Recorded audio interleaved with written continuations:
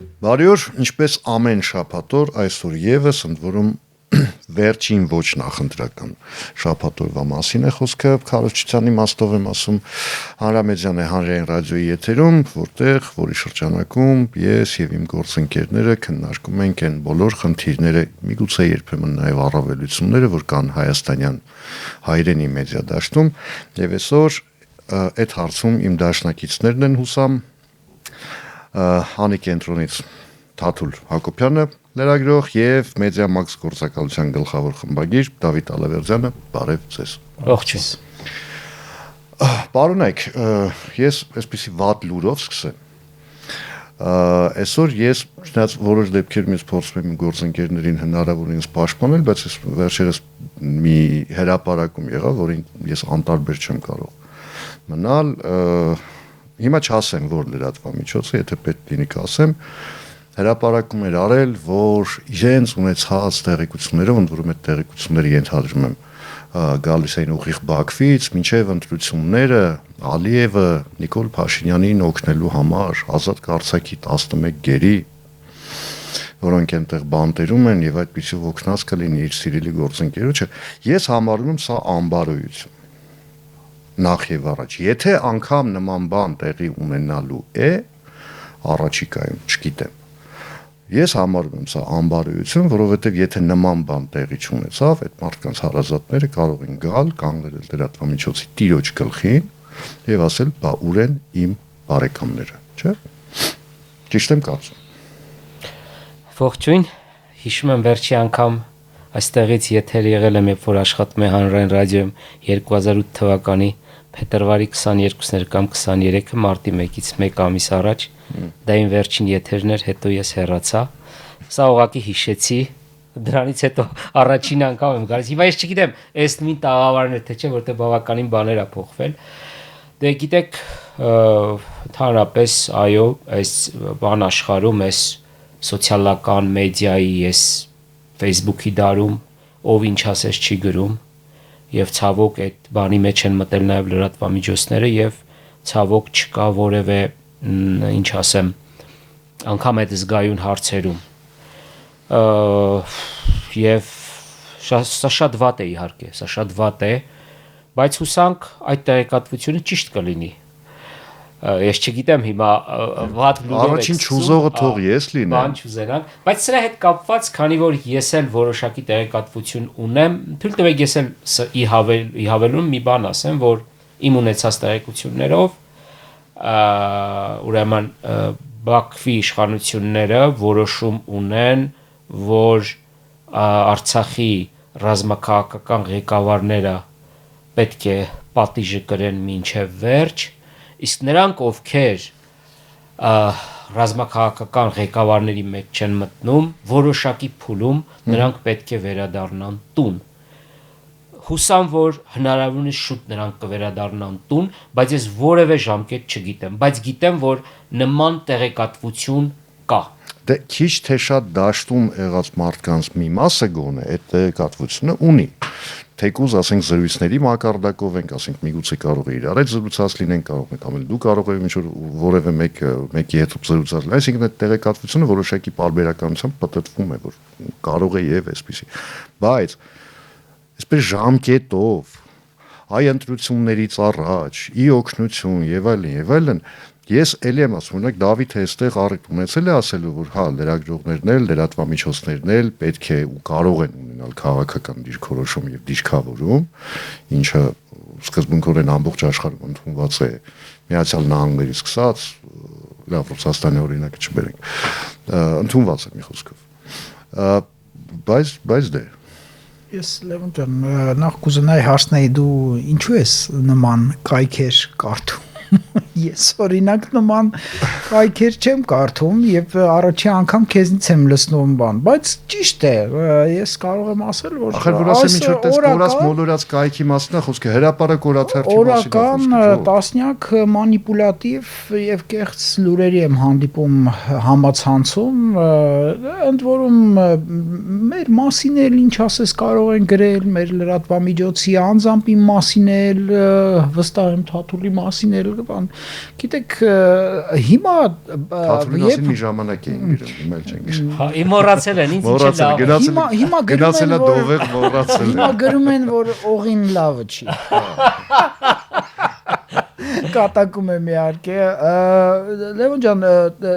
այսօր գիտես, որ շատացել են մեխանիզմները, գործիքները մանիպուլյացիաների, նաև բխտոր ջրում ձուկ որսացողներն են շատացել եւ ամեն օր տասնյակ ինչ որ բաներ են հորինում, որ գիտեք ինչ, ես կարծում եմ, որ մարդկանց որոշակի զանգված, ասենց ասեմ, decision maker-ներ, այսինքն որոշում ընդունողներ, արդեն պարզապես իմունիտետ ունեն այդ տիպի ապատեղեկատվությունից, fake news-երից եւ դրանց ուշադրություն չեն դարձնում։ Նույն ձև ինչպես որ ամբողջ աշխարհում է, այտենց ագրեսիվ արձագանքել, կարծում եմ երևի թե ոչ իշխանությունները, ոչ է հասարակությունը իմաստ չունի, որ նման քայլեր ձեռնարկեն։ Ավելի լավ է եկեք մտածենք ինչ մեխանիզմներ կարող են լինել, օրինակ ապատեղեկատվության համար, ինչպիսի պատասխանատվություն կարող է կրել այս կամ այն լրատվամիջոցը, օրինակ կարող է արդյոք դա քրեականացվել, կարծում եմ ոչ, որտեվ եթե ամեն ժամանակին քրեականացված էր տեսանք ինչ։ Հա, բայց գիտեք ինչ, դա մեզ համար հետընթաց կլինի, այնուամենայնիվ Չէ, նկատի ունեմ, այսինքն միջազգային արձագանքներն էլ գիտենք, հա, շատ լավ քրեականացումը, առաջ ըստ էության վիրավորանքը, զրպարտանքը, դրանք քրեական օրենսգրքում էին, հիմա քաղաքացիական օրենսգրքում են, անհրաժեշտ է պարզապես երևի դատարանի միջոցով փորձել ինչ-որ բաներ պարզել, դա երկարատև պրոցես է, մի քիչ ծախսատար պրոցես է։ Գեգամ Նազարյանը այստեղ առաջարկում էր, ասում էր, եկեք այդ բանը տուգանքը սահմանենք 100 միլիոն դրամ,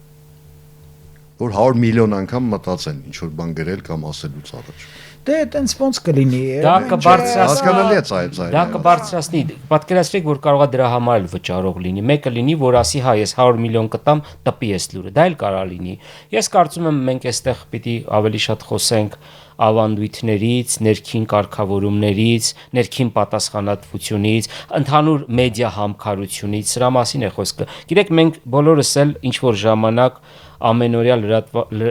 լրահոսի մեջ ենք եղել եւ վստահ եմ չկա մեզանից մեկը հավանաբար, որը սխալ տեղեկատվություն տված չլինի, որտեւ օրվա հոսքի մեջ դու չես կարող ամեն ինչ ճշտել, բայց խոսքը դրա մասին է, խոսքը ինչի մասին է, դու այդ լուրը տալիս ես կեղծիք տարածելու համար, թե իրոք սխալմամբ ես այլ, այստեղ այ դրա համար ես չեմ ուզում, որ այդպիսի թվեր լինեն, որտեվ ես էլ եմ շատ սխալվել եւ սխալվել եմ ինչ-ինչ հանգամանքներում։ Իհարկե ես հետո ներողություն եմ խնդրել իմ ընթերցողից առաջին հերթից, ոչ թե նրանից ում մասին որ գրել եմ, որտեվ դու պատասխանատու ես առաջինը քո լսարանից։ Այստեղ կներես չընդհատելով, ոչ թե ընդհատում եմ, այլ լրացնում եմ քեզ։ Մեդիայում մեր ժամանակակից մեդիայում, տես մենք բոլորս էլ ժամանակին եղել ենք այդ վազվզող լրագրողներ, ես էլ, Դավիթն էլ, դու էլ, եւ մենք ունեինք որոշակի պատասխանատվության աստիճան, ընկալում է այդ պատասխանատվության, որ մենք աշխատում ենք հասարակության համար, այսինքն պատվիրատուն ըստ էության, ոչ թե գործատունը, այլ հասարակությունն են մարդիկ ում համար մենք մտել ենք ընդհանրապես ժուրնալիստիկայի ոլորտ որպես այդպեսին, հա, ես էլ եմ սխալվել, ոնց որ դու ես սխալվել, ես էլ եմ ներողություն խնդրել, միշտ չի որ ներողություն խնդրելը հաճելի է, մանավանդ որ գլոբալ հարցերում, ես հոկտեմբերի 27-ի հետ կապված հենց 27-ի գիշերն եմ սխալ արել, հետո ներողություն եմ խնդրել, ճիշտ է, հետո եմ հասկացել ես ինչ սխալ եմ արել, բայց ընդունել եմ եւ ներողություն եմ խնդրել։ Հիմա այդ ընկալումը լրագրողների մոտ, իմ գործընկերների մեծ մասի մոտ չկա, որ իրենք պատասխանատու են, ոչ թե նրա համար, թե ինչքան լայք կհավաքեն, հա, այդ ինչքան տարածում կգտնի այդ նյութը, հիմնականում դրա հետևից են գնում, բայց չէ, բայց եղբայր դու պատասխանատու ես այն մարդկանց համար, ում դու, հա, Էքզյուպերիին եթե մի քիչ փոխաձևենք, ում ընտելացրել ես, դու պատասխանատու ես այդ մարդկանց առաջ։ Գիտեք, այնուամենայնիվ ես ուզում եմ այստեղ մի քիչ պաշտպանել մեզ լրագրողներից, որովհետև առանց այն էլ ես նաև նկատում եմ, այն ինչ որ դուք ասացիք, Լևոն, ես համաձայն եմ իհարկե, կոնկրետ հրապարակի մասով չեմ ես ասում, ես ընդհանուր մեդիա դաշտի մասին եմ խոսում եւ ես չեմ եւ երբեք ես որևէ լրատվամիջոցի չեմ ուզում թիրախավորել։ Գիտեք, առանց այն էլ եւ իշխանական շրջանակները եւ ընդդիմությունը մեզ նայած թե ճամբարի որ հատվածում ենք խրամ, մեզ թիրախավորում է եւ ես չեմ ուզում որ նաեւ մենք առիթ տանք ինչ ասեմ իրենց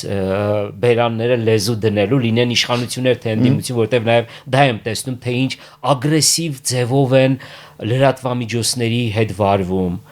Մի խոսքով, բայց սա կրկնում եմ, սա ավանդույթների հարց է, մշակույթի հարց է, ներքին դաստիարակության հարց է, կրթության հարց է ի վերջո, ճանապարհ է պետք անցնելու եւ այդ ճանապարհը մենք պետք է անցնենք։ Ես նաև Թաթուլի ասածը շարունակելով, գիտես Լևոն, մենք երեքսը նույն սերունդին ենք պատկանում լրագրողների։ Այն ժամանակ հայտնի դառնալու համար դու պետքա տարիներ շարունակ որակյալ պրոդուկտ տայր հասարակությանը, որպեսզի քո անունը դառնար բրենդ եւ դու հետո կարողանայիր, ասենք, հեղինակային հաղորդում վարել ռադիոյում կամ հեռուստատեսությունում։ Սյունակ, որ իրավունք ստանայիր գրելու։ Հիմա հայտնի դառնալու ավելի կարճ ճանապարհներ կան, դու լավ գիտես, օրինակ կարելի է պաշտոնյաների հետ լեզու թափել, կարելի է նույնիսկ ինչ-որ վիրավորական արտահայտություններ թույլ տալ, ընդ որում համ ընդդիմադիր, համ իշխանամետ լրատվամիջոցներում նման մարդկանց են պահում, լեզուս չի բարձրանում նրանց լրագրող անվանել, ավելի կարճ ճանապարհ կա, YouTube-ում ալիք ես բացում եւ խոսում ես ամեն ինչի մասին։ Ես դրան ասում եմ Կարապետիչի սինդրոմ։ Եվ ներկայանում ես որպես հեղինակություն, այսինքն տարբեր ձևեր կան հայտնի դառնալու, յուրաքանչյուրի համար ընտրությունն է, իր ընտրությունն է, ամեն մեկը կարմիր գիծը, այստեղ կապույտ գիծ ենք տեսնում, իրանցը կարմիր գիծ է, ոմանք չունեն այդ կարմիր գիծը, որտեղ իրանց համար չկա որևէ բան։ Ես եւ Թաթուլը եւ դու մեզ համար ժամանակին ինչ կարմիր գիծ ենք գծել, ձգտում ենք այդ կարմիր գծին, գուցե մենք ենք սխալ, գուցե ապագան պատկանում է հենց այդ ճվճվան եւ ըմբոստ երբեմն կռվարար մեր գործընկերներին, չգիտեմ, եթե գործընկեր նրանց կարելի է մեզ անվանել, բայց մենք այդպիսի ժամանակներ ենք ապրում, Լևո ջան, պետքա դրա դեմ մի քիչ դժվար է պայքարել։ Օրինակ, դու գիտես ինչ է մատրյոշկա տեխնոլոգիան։ Այո։ Հա, ասենք պատկերացրու, որ միշտ չի, որ նման տեղեկությունները գալիս են հենց ներքին դաշտից, հաճախ այդ բանը գալիս է եսիմ որտեղից, եսիմ որ լաբորատորիայում նստում են, ինչ-որ հորինում են այդ լուրը, հա, Զիմբաբվե անվանեն կամ մոտ էական չի, բայց վերջում ինքը գալիս է եւ այդ բանը պայթում է մեր տեղական բանում, հա, այսինքն այսօր մանիպուլատիվ է տեխնոլոգիաները, ես պարզապես երբեմն նայում եմ, ասում միթե հնարավոր է սենց բաներին հավատալ, հետո միշտ հիշում եմ, որ Գեբելսը 1941 թվականին, այդպես մի միտք է ասել, որ որքան սուտը ավելի լկտի է, այնքան շատ մարդ է դրան հավատում։ Հիմա ես համաձայնելով Թաթուլի ասացի հետ, հա, ես գիտեմ, որ լրատվամիջոցներն ու լրագրողները այսպես թիրախավորված են տարբեր կողմերից, ես ինքս երբեմն հորդորում են, երբեմն պահանջում եմ իմ մտերիմներից, որոնք այսքան են դաշտում են, ասում եմ մի թիրախավորեք լրագրողներին, լրատվամիջոցներին, ինչու, որտեղ կապ չունի դու ինչ կարող է անվանական ինչ որ մեկի մասին ես խոսում, կարող է ինչ որ կոնկրետ երևույթի մասին ես խոսում, բայց դա տարածվում է ամբողջ դաշտի վրա, այսինքն սկզբունքորեն դու ինձ ես դրանով հարվածում, որովհետև հա հասարակության մեծ մասը տարբերակում չի դնում, լրագրողը վերջացավ, ուրեմն դու լավ մարդ ես, այդ խնդիրն էլ կա, մենք ունենք այդ բոլորս էլ այդ խնդիրը ունենք, ինչ որտեղ գնալ, ներկայանալ լրագրող հեճեղելա, հետո արձագանքը տեսել եք, ռեակցիա, ինչ ռեակցիա են տալի, վայ, բա որ դու լրագրող ես, բա մենք ինչ ենք անելու։ Ավելի վատ դեպքեր էլ է լինում եւ եղել է։ Ես հիշում եմ, որ ժամանակին օրինակ պաշտոնական լրատվամիջոցի լրագրողները բարի բուն իմաստով վախենում էին գնան Ազատության հրապարակ, որովհետեւ նրանցից հաշվի հարդար կտեսնեին։ Ես դա ցավով եմ նշում։ Ես նույն մարդուն երկու անգամ փրկել եմ։ Ուզում եմ ասել, Նույն մարդուն մի անգամ Ազատության հրապարակում, մի անգամ Հյուսիսային փողոցում։ ուզում եմ ասել, որ այո, այսպիսի դեպքեր եղել են, շատ են եղել։ Բայց նաև պետք է հասկանանք, որ սա է լրագրող լինելու գինը նաև, այսինքն լրագրող լինելը ենթադրում է նաև որոշակի ռիսկեր։ Պատերազմ լուսաբանելու ժամանակ հակառակորդի արկի պայթյուն քո հարևանությամբ, չգիտեմ, ներքաղաքական պայքարը լուսաբանելիս հակառակ ճամբարից, որովհետև ու էլի արկի վերակառուցումը ու գիտեք, որովհետև քեզ գիտեք երբ են սիրում լրագրողին, երբ որ դու կարող ես ասենք, դու օրինակ ենթադրենք դու ընդդիմության մասին միշտ լավ բան ես գրում ու մի անգամ էլ մի բան ես գրում, որ իրանց դուրը չի գալիս ու դա վերջն է արդեն, հասկանում եք։ Ես նման դեպքերում միշտ ասում եմ լրագրողներին ամենաշատը սիրում են հոգեացի ժամանակ։ Լրագրողի հոգեացին։ Այո, գիտես, բան կա, ռուսական այտենց ասացված կա, ասում են «Ստրելյատիվ պիանիստը», он играет как может։ Եթե տեղափոխում ենք մեր բանի վրա, բայց դա մենակ մերը չի։ Օրինակ մի հատ այնպես լավ բրիտանական սերիալ կա, Newsroom է կոչվում, մասնագիտական, հա, այնտեղ բանի դե գիտեք, Բրիտանիայում տենց դեղին մամուլի մեծ ավանդույթներ կան, բայց նաև Guardian-ը կա, մյուս հեղինակավոր բաները, որտեղ իրար հետ մրցակցություն է գնում, այսինքն միևնույն դաշտում են տեղեկատվական, բայց լրիվ տարբեր բաներ են, ասենք, մեկը News of the World-ն է, մյուսը Guardian-ն է, այդ դեղին մամուլը կոչվում են Red Tops, սրանց Blue Tops, ու այնտեղ ասենք տեղ բաներ ա լինում, որ մեկը մյուսն է տեղափոխվում եւ այլն եւ այլն։ Իհարկե դա տենց իրար հետ փոխկապակցված բաներ են։ Դա այդպես է, այսինքն մենք չենք կարող դրա դեմ պայքարենք, բայց մենք կարանք մեր ռադիո լսողներին, մեր դիտողներին ինչ որ մասնագիտական խորհուրդներ տանք, որտեղ իրանք պատկերացրեք դուրը բացում են, ու դուրը ասենք լավ, սոցիալական ցանցերը առավոտը հեռախոսը միացնում են ու մեծ հեղեղով, հա, լուրերի հոսանք է իրանց վրա հորդում եւ իրանք չգիտեն այդ հոսանքի մեջ որն է տեղեկություն, որն է լուր, որը կարծիք, որը մեկնաբանություն եւ որն է fake news կամ ապատեղեկատվություն։ Երբեմն մենք էլ չենք տարբերում արդեն։ Այս AI դարում ես 1000 անգամ ստուգում եմ, սա ինքնա թե ինքը չի, այսինքն այնքան դժվարություններ կա, բայց գիտեք, ամեն դեպքում ես կցանկանայի,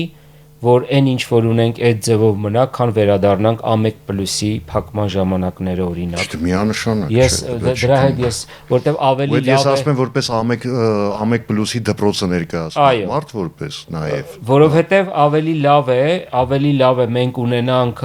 քաոսային, այսպես ասեմ, հա, քաոսային այս իրավիճակ, քան մի իրավիճակ, որ կայուն խաղաղություն է, անգստություն է եւ դու ասելիք չունես։ Հիմա այս դեպքում ես կարծում եմ, որ լավ լրատվամիջոցն ու լավ լրագրողը պետք է փորձի իր տեղը գտնել եւ իր լսարանը ունենալ եւ պարտադիր չի դու մրցես, ինչ ասեմ, դեղին մամուլի հետ։ Ի վերջո դրա սպառողը միշտ լինելով։ Գիտեք, եւ մենք շատ ենք կենտրոնանում մամուլի վրա։ Նայեք,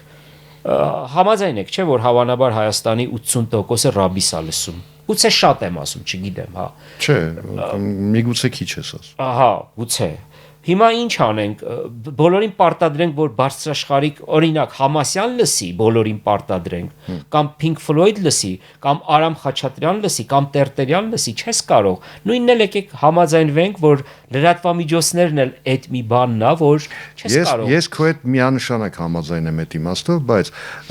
լուծման տարբերակներից մեկը իմ կարծիքով դա լուծումը կլինի այն ժամանակ, երբ քաղաքական դաշտը ինքը կհանդարտվի, այսինքն լրատվական դաշտը ըստ էության չէ, հանդարտվի այն իմաստով, հիմա նախընտրական շրջան է, չէ, բացի դրանից, երբ կրքերը ընդհանուր առմամբ ավելի խելամտության սահմաններում կլինեն, որտեվ այնպես ստացվեց, որ վերջին հատկապես 20 թվականից հետո այդ խելագարությունը պերմանենտ չի դադարում, այդ ամեն կողմ աղտեղություն շպրտելը ու լրատվամիջոցներն էլ ես անցած հաղորդման ժամանակ եթե ասում լրատվամիջոցները հասարակության հայելին են, չի կարող հասարակությունը այսպես անընդհատ ցնցումների մեջ լինել, իսկ այլ լրատվական դաշտ այսպես հանգիստ, խելամիտ, խելահաս եւ այլն, այդպեսին լինել, դա բացառվում է։ Այսինքն այն ժամանակ երբ հասարակությունը ինքը քիչ թե շատ բալանսի կգա, քաղաքական դաշտն էլ հետը։ Այդ ժամանակ արդեն մենք կկարողանանք խոսել լրատվական դաշտի հնարավոր որակի մասին։ Բայց մինչև այդ մենք պիտի պատրաստվենք, որովհետև այդ որակի համար որակյալ լրագրողներ են պետք լինելու, այսինքն այդ մարդկանց պետք է կրթել հիմիկվան։ Ես 90 թվականից եմ զբաղվում ակտիվորեն ժուրնալիստիկա եւ այտենց հանգիստ շրջան, ճիշտ ասած չեմ հիշում, լինում են գերակտիվ շրջաններ եւ պարզապես ակտիվ շրջաններ, որտեղ քաղաքական պայքարը երբեք չի դադարում, այսինքն այդպես չի լինում, որ շուտ մեկը ասի դե լավ, վերջի ես գնացի, թող սենց մնա, այստեղ խանայ արտաքին խաղացողներ կան, որոնք մշտապես ուզում են իրանց դիրքերը բարելավեն, ներքին խաղացողներ կան, նախկին իշխանություններ կան, որոնք էլի ուզում են վերադառնան իշխանության, այսինքն պետք է նաեւ հասկանալ, որ այդ ամեն ինչը փոխկապակցված է, այսօր մեր մեդիաները այդքան անկախ չեն ի վերջո, հա, չեն կարող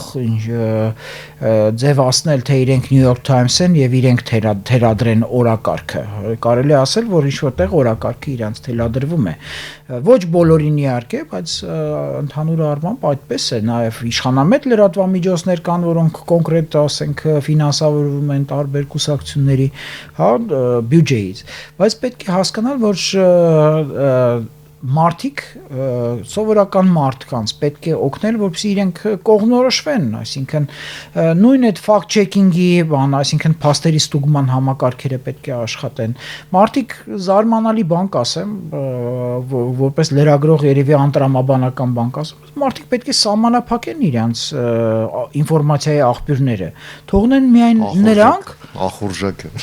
սահմանափակեն, թողնեն մենակ նրանք, ում որ կարող են վստահել, ով որ երբեք իրենց չեն խաբել։ Բայց դա էլ մի ուրիշ վտանգ է ստեղծում, որովհետև ասենք ես կարող եմ սկսեմ վստահել այն լրատվամիջոցին, որը ունի ֆինանսավորման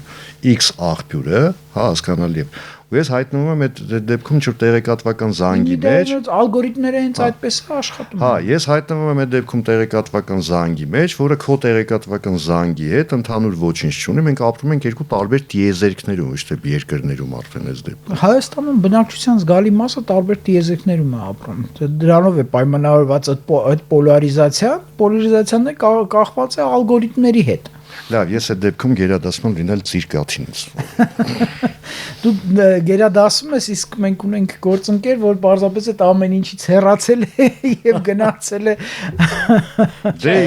ինքն էլ իր տիեզերքն է ստեղծել։ Այնպես չի, որ շատ եմ հեռացել։ Ինձ օրինակ հետաքրքիր է, ինքը Թաթուլ ինչպես էս օրը անցկացնում, արդյոք տեղյակ ես երկրում կատարվող իրադարձությունների ամբողջությամբ եւ որ աղբյուրներին ես վստահում։ Ես կարդում եմ, ես հիմա չեմ անուններ չեմ տա, բայց ես կարդում եմ պատկերացրեք 30 տարուց ավել կա մեկ լրատվամիջոց, որը ես անդադար կարդում եմ, նույնիսկ այն ժամանակ եմ կարդացել, երբ որ իմ լրատվամիջոցի հետ եղել ամրցակից եւ մեկ երկուսով եւ ես բավարարվում եմ, նախ փորձում եմ իմ հոգեկան անդորն եմ ուզում պաշտպանել, որտեվ ես չեմ ուզում ենթարկվեմ այդ տեղեկատվական այդ գրողներին, բարձր ասեմ։ Դες օրինակ, Թաթուլի օրինակով հիմա մեր օրինակ ռադիոլսողներին խորհուրդ համար առաջին սահմանափակեք այն լրատվամիջոցները, որոնց դուք հետևում եք, կլինի սոցիալական ցանցերում, փակեք գովազդները, արգելեք խմբերի։ Հիմա եկեք ես անուններ օրինակ տամ, որպեսզի ավելի պարզ լինի։ Հա, էլի։ Ես նայեք, էլի կրկնում եմ, մենք սրբեր չենք, մենք կարող ենք սխալվել եւ 1000 անգամ կարող ենք սխալվել։ Խոսքը դրա մասին չի, խոսքը նրա մասին է, դու սուտ լուր ես տարածում, թե սխալվում ես, որտեվ դրանք լրիվ տարբեր բան։ Բայց օրինակ, եթե ռադիոլսողներին խորհուրդ ենք տալիս, ես օրինակ հանգիստ կարող եմ իրենց խորհուրդ տալ, օրինակ Mediamax կարդալ, Civilnet կարդալ, Ազատություն կարդալ, հետ կարդալ, էլի կարող եմ թվարկել։ Այսինքն կան լրատվամիջոցներ, որոնք կարող են 2-3-ը բավարարել, որպեսզի դու ամբողջությամբ քո բան անես։ Բայց անպայման հետևեք հանրային ռադիոյի ռադիոլուրի։ Ֆակտորն է լավ։ Հա, ես հատուկ չասացի, թողնելով ես մեծ չեմ գնել։ Ուզում եմ ասել, ունի հետաքրքիր շատ հաճախ։ Հետո շատ նաև կան նոր բացված էլի լրատվամիջոցներ, որոնք բավականին լավ են աշխատում։ Ուզում եմ ասել, հաճախ օրինակ Infocom։ Ինչու ոչ։ Համառոտ լուրերի իմաստը, օրինակ ես Ինձ մի նախարար էր իմ մոտ հյուր եկել եւ երբ իրան հարցրեցի, անտառում քայլում ենք, հիմա էլ է նախարար ինքը, ասի դու ինչ ես կարդում, ասեց Infocom, ասի ինչու, ասեց լավն է ինքը, ասի բայց գիտես չէ իշխանական չի, ինքը ասեց գիտեմ, ասեց բայց լավն է, ուզում եմ ասել որ տեսեք օրինակներ, հիմա վերադառնալով այդ որ մենք բողոքում ենք, չէ, հոգեկան ինչ որ բանի կա, ինձ թվում է մարդիկ իրանք են ուզում այդ լուրերը կարդան, որտեվ մարդը սիրում է կարդալ մի լուր, որտեղ Նիկոլ Փաշինյանի մասին շատ վատ բան է գրված։ Մյուս մարդը սիրում է կարդալ լուր, որտեղ Ռոբերտ Քոչարյանի մասին է գրված։ Երրորդ ուզում է կարդալ անպայման մի լուր, որ Կարապետյանների մասին է։ Այսինքն դու ես ընտրություն կատարում։ Հիմա մենք քեզ ինչ սովորացնենք։ Եթե դու ուզում ես սովորես, դու կարող ես այդ անել, բայց դու չես ուզում հանդարտ լավ լուր կարդաս, որակյալ լուր կարդաս։ Դու ուզում ես կարդաս սենսացիա, որտեղ կլինեն ինչ-որ բաներ, ինչ-որ, չգիտեմ, դավադրական կամ այլ տեսություններ։ Շատ դեպքերում ես այնքան հանգիստ եմ դրան վերաբերվում։ Դու կարող ես ընտրել քո բաները ու դրանով ապրել, այո։ Ախր չէ, ամենահետաքրքիրն է, որ այդ ամեն ինչը անող մարդիկ, այդ որ ասում են, մեկը էսա ուզում, մեկը այն ուզում, հետո գալիս է ինձ սկսում սովորացնել, թե ես իմ գործը ոնց պիտի անեմ, օրինակ ինչի էս ինչ մարդու բերանը չփակեցիր, ինչի չհակադարձեցիր հարցազրույցի ժամանակ նկատի ունեմ, Ռուսում ժողովուրդ ես բանավիճող չեմ, ես հարցազրույց եմ, որ հարց տալիս եմ, լսում եմ պատասխանը, որ հետո հաջորդ հարցը տամ։ Եվ այսինքն, տեսեք, մի կողմից հասարակությունը ինքը պարտադրում է, երկրորդը մենք սովորացրել ենք հասարակությանը, որ պիտի ստանաս այսպիսի, այլ Ռաբիսի օրինակը որ բերեցիր, կհիշեր ժամանակին հայկական TV-ներով առավոտից երեկո դա էր։ Որ հարցնում է ինչի եք դա տալիս, ասում է ժողովուրդը էդ է ուզում, ասում չէ դուք ժողովրդին սովորացրել եք, հիմա էլ դրանով կերակրում եք, դրանք երկու տարբեր բաներ են։ Ճիշտ է։ Այստեղ մենք այստեղ պետք է խոսենք նաև լրատվամիջոցների եւ հատկապես հեռուստատեսության դաստիարակչական գործառույթի մասին, որովհետեւ շատ հաճախ Երբ գործընկերներից հարցնում եմ, իսկ ինչի սենց բարձրակարգ նմուշներ չեք բանանում, ասում դրա պահանջարկը չկա, բայց չէ որ պահանջարկը մենք ինքներս ենք ստեղծում, այսինքն մենք սովորացրել ենք, որ պետքա լրատվական fast food ուտել մենակ, մարդիկ այտենց արագ կուլ են տալիս այդ fast food-ը, բան չեն հասկանում, բայց ստամոքսը իրենց հուշում է, որ իրանք կշտացել են կամ համարյա կշտացել են, բայց fast food-ի կողքին կար նաև բարձրակարգ խոհանոց, հա, որ դու պետքա վայելես յուրաքանչյուր կտորը։ Դա կամաց երկրորդ, երրորդ պլան է անցնում, դա ինձ շատ է անհանգստացնում, որովհետև հատկապես երիտասարդները ոնց որ ավելի հակված են այդ տեղեկատվական fast food-ին, հա, որ կյանքը շատ արագ է, չեն սիրում երկար տեքստեր կարդալ, մի տողով, հա, վերնագիրը նյութի ընկալում են որպես ստատուս Facebook-յան կամ Instagram-ի, ասա բավականին ծանր հետևանքներ կարա ունենա նաև կրթական